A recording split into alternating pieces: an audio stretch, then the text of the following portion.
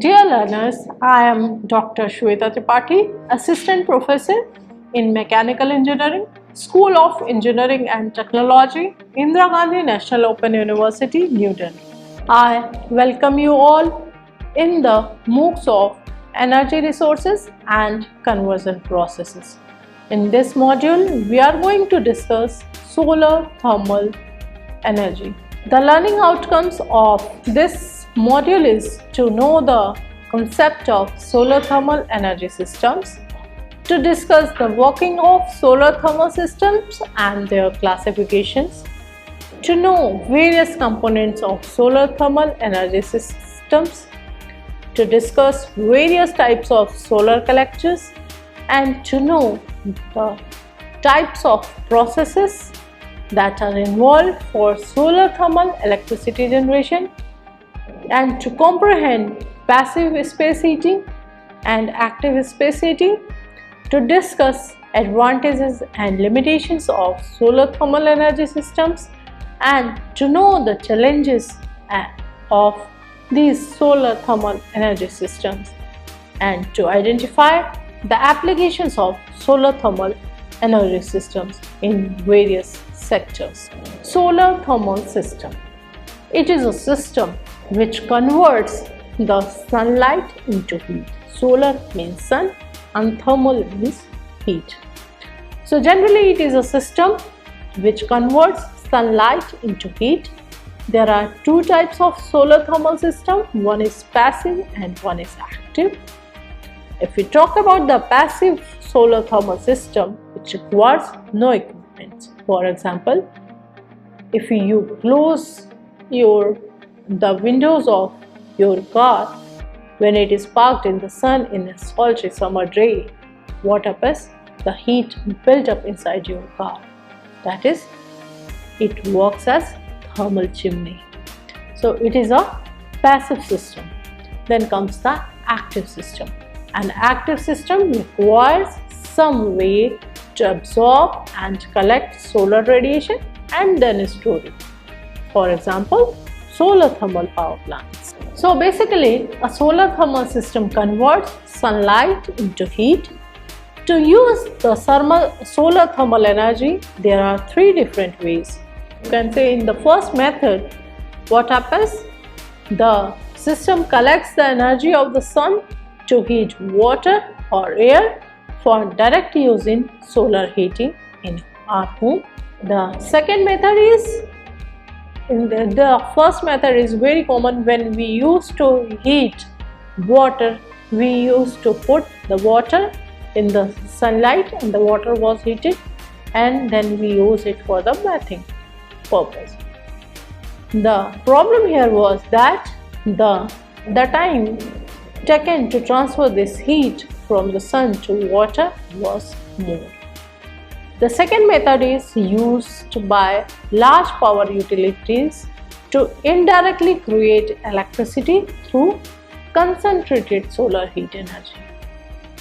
And in third method, which is known as passive solar, it leverages energy efficiency and the design of a building to regulate the amount of solar energy it receives in order to regulate its temperature.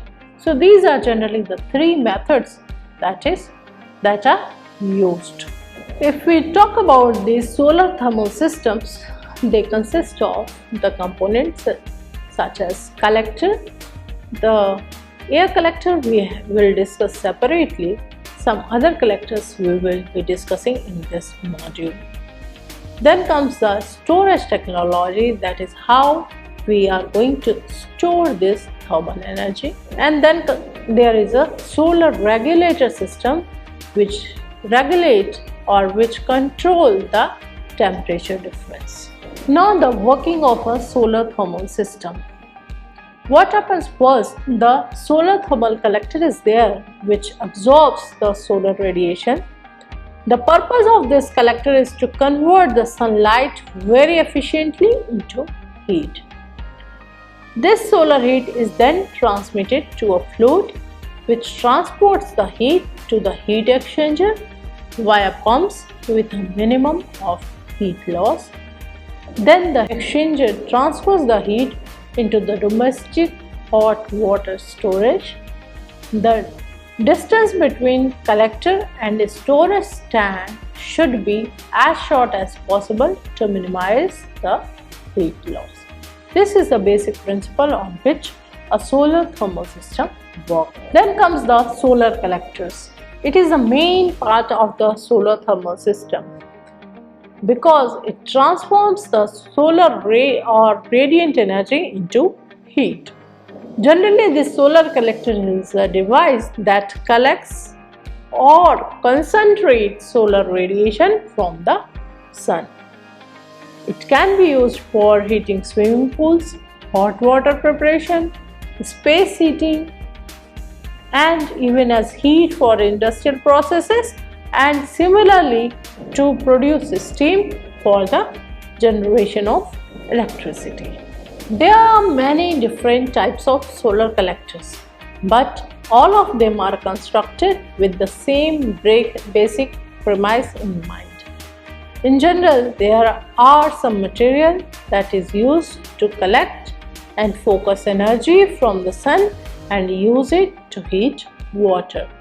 The simplest of these devices use a black material surrounding pipes that water flows through. The black material absorbs the solar radiation very well, and as the material heats up the water it surrounds. This is a very simple design, but collectors can get very complex also. Then the absorber plates can be used if a high temperature increase is not necessary, but generally devices that use reflective materials to focus sunlight result in a greater temperature increase. Now let us classify these solar collectors.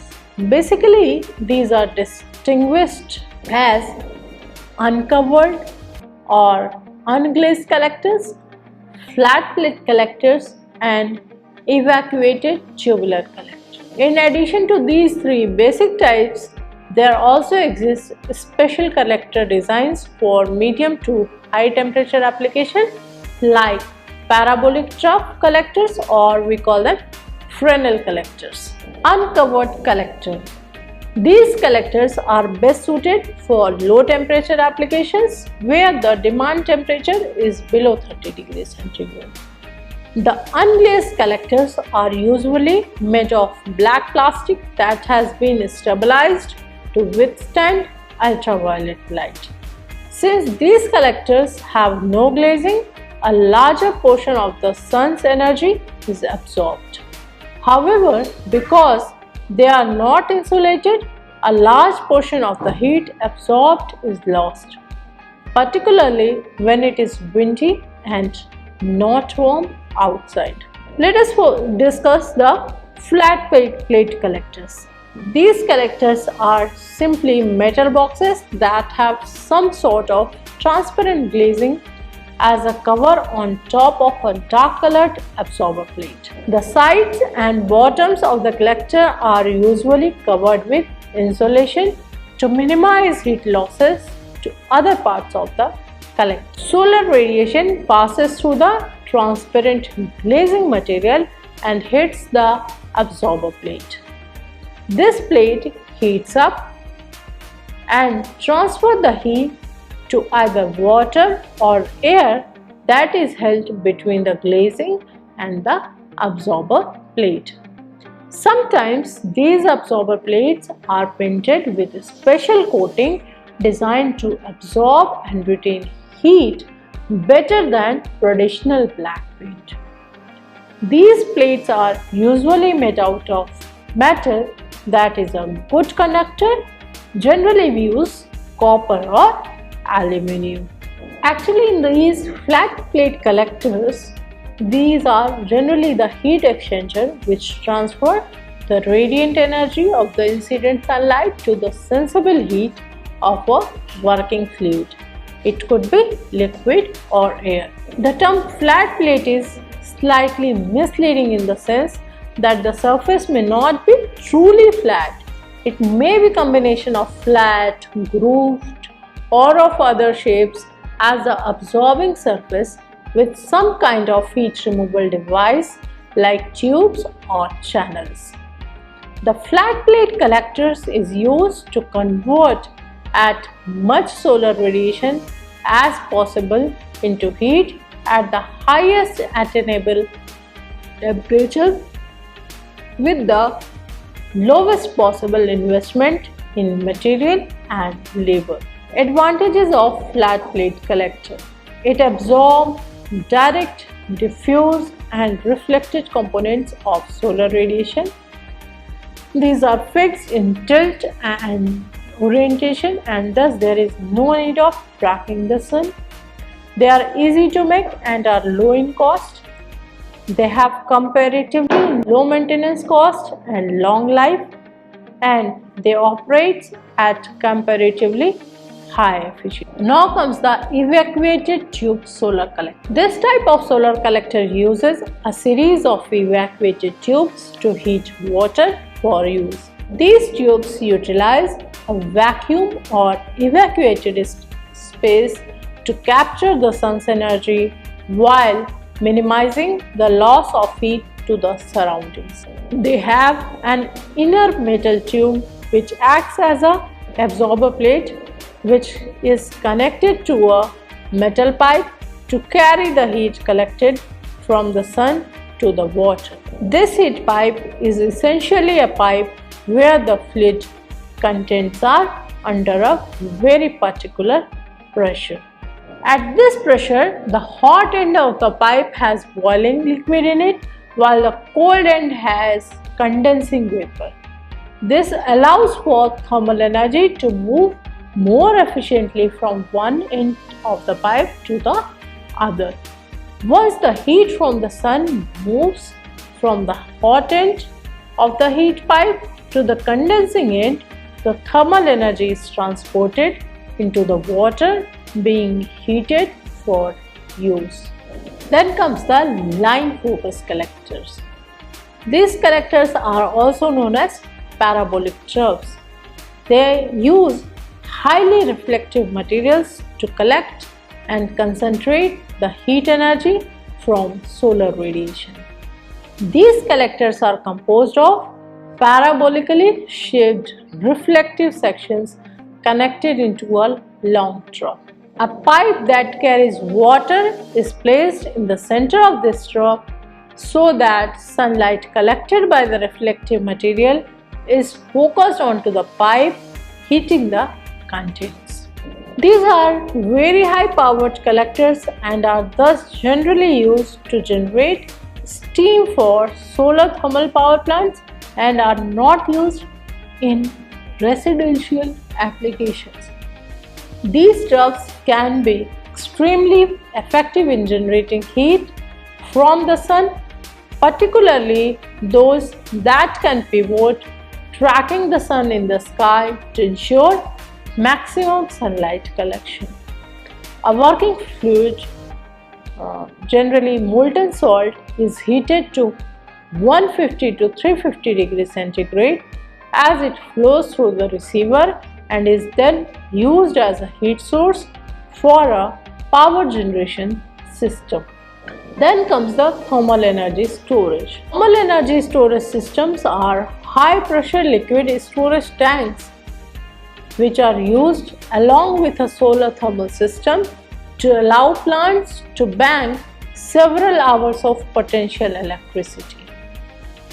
There are 2-tank direct system and 2-tank indirect system. In 2-tank direct system, solar thermal energy is stored right in the same heat transfer fluid that collected it. And in 2-tank indirect system, the function is basically the same as the direct system, but the only difference is that it works with different types of heat transfer fluids. A single tank thermocline system is also there to store thermal energy. In this kind of system, the thermal energy is stored as a solid, usually silica sand. Now comes the solar thermal power plants. Solar thermal power plants are electricity generation plants that utilize energy from the sun to heat a fluid to high temperature. This fluid then transfers its heat to water, which then becomes superheated steam.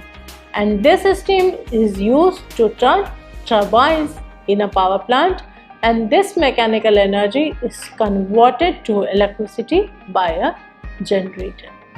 This type of generation is essentially the same as the electricity generation that uses fossil fuels, that is thermal power plant, where coal is used to produce steam.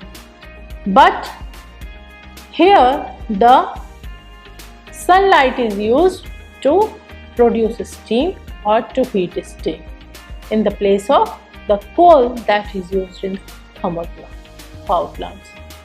These systems use solar collectors to concentrate the sun rays on one point to achieve appropriately high temperatures.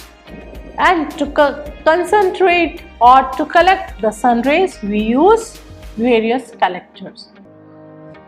And depending upon the use of these collectors, the solar thermal power plants are different. For example, if we use parabolic troughs, what happens? These are the troughs that are composed of a long parabolic shaped reflector that concentrates incident sunlight on a pipe that runs down the trough.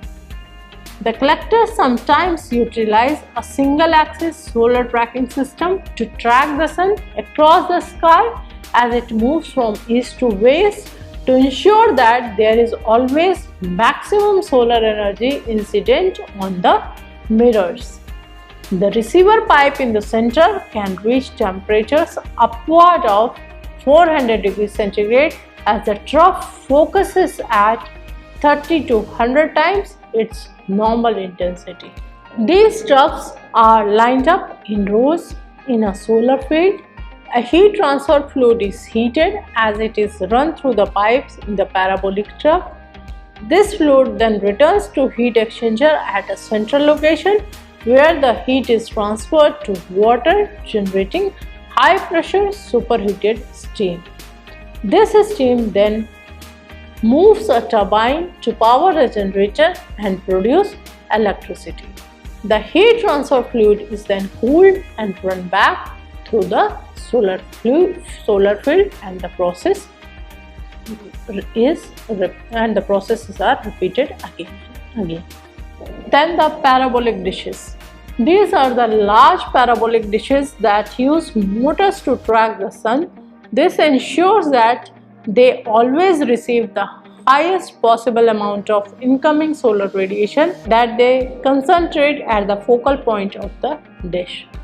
These dishes can concentrate sunlight much better than parabolic troughs, and the fluid run through them can reach the temperatures upwards of 750 degrees centigrade. In these systems, a Stirling engine converts heat to mechanical energy by compressing working fluid when cold and allowing the heated fluid to expand outward in a piston or move through a turbine. A generator then converts this mechanical energy to electricity. Then the solar power towers.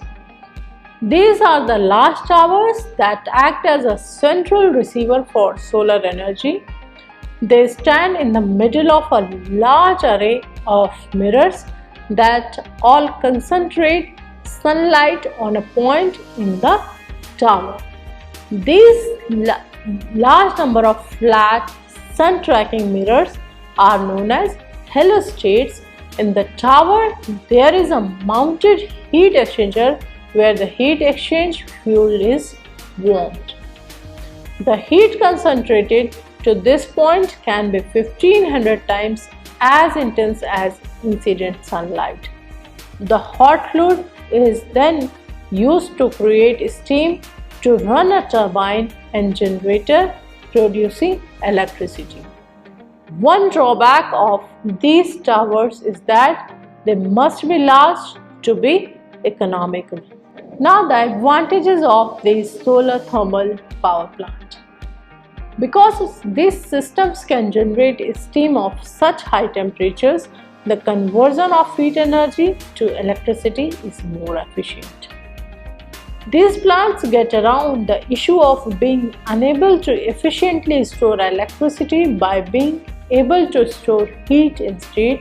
The storage of heat is more efficient and cost effective than storing electricity. In addition to this, these plants can produce dispatchable base load energy, which is important as it means that plant produce a reliable amount of energy. Solar thermal power plants represent a type of electricity generation technology that is cleaner than generating electricity by using fossil fuels. There are still associated environmental effects of these plants, as a full life cycle analysis can show all associated carbon dioxide emissions involved in the building of these plants. However, the emissions are still much lower than those associated with fossil fuel plants. Now, the limitations of these plants. The large amount of land is necessary for these plants to operate efficiently. The water demand of these plants can also be seen as an issue, as the production of enough steam requires large volumes of water. A final potential impact of the use of large focusing mirrors is the harmful effect these plants have on birds. Birds that fly in the way of the focus rays of sun can be incinerated. Now the major challenges in this solar thermal energy system.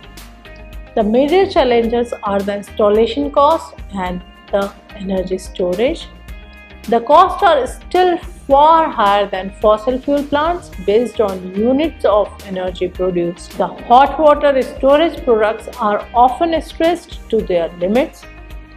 Alternatives could be phase change materials or thermochemical materials. In addition to sensible heat, the technologies of latent heat and thermochemical energy storage are on the way to become very promising solutions for the future of solar heating and cooling. The solar space heating is also an application area of these kinds of systems. The solar space heating system can consist of a passive system, an active system, or a combination of both. Passive systems are typically less costly and less complex than active systems. However, when retrofitting a building, active system might be the only option for obtaining solar energy. There are several guidelines for the space heating. A building should have large areas of glazing facing the sun, maximize solar gain. Features should be included to regulate heat intake to prevent overheating. A building should be of sufficient mass to allow heat storage for the required period. It contains features which promote the even distribution of heat throughout the building. Passive solar space heating takes advantage of warmth from the sun through design features such as large south-facing windows and the materials in the floors or walls that absorbs warmth during the day and release that warmth at night when it is needed. So basically it depends upon the design. The direct gain stores and slowly releases heat energy collected from the sun shining directly into the building and warming materials such as tile or the concrete. Indirect gain uses materials that hold, store and release heat. The material is located between the sun and the living. And isolated gain collects solar energy remote from the location of the primary. Then the application of this solar thermal energy system is in the field of generation of electricity to heat the water in the outdoor or indoor pools, underfloor heating or radiators, obtaining sanitary hot water, operating refrigeration appliances. Thermal solar energy can also be used for cooling buildings, air conditioning, or in industrial processes cooling. It could be used in agricultural products for dryers, etc. It could be used in industrial use, for example in solar ovens. They are used in solar cookers and all. The cooling by solar energy is also there, and desalination using solar energy is also there. So they find applications in various sectors. Let us summarize whatever we have discussed today. We have discussed solar thermal energy. We have discussed that basically there are mirrors which reflect and concentrate sunlight. The receivers collect the solar energy and convert it into heat energy. A generator can be used to produce electricity from this heat energy, or this heat can be directly used for the various applications. We have discussed the various solar collectors. We have discussed the advantages of solar thermal energy. We have discussed the solar power generation. We have discussed that this solar thermal energy system are advantageous because there is no fuel cost. They are predictably 24/7 power we are having. No pollution is there, and the global warming effect is also less, and we can use existing industrial base for this purpose. We have discussed the limitations of the solar thermal energy also, that it is high cost. Future technology has a high probability of making these systems obsolete. Ecological and cultural issues, limited locations and size limitations. We have discussed that long gestation time lead to cost overruns. We have discussed solar power plants and solar space heating as well. Thank you very much.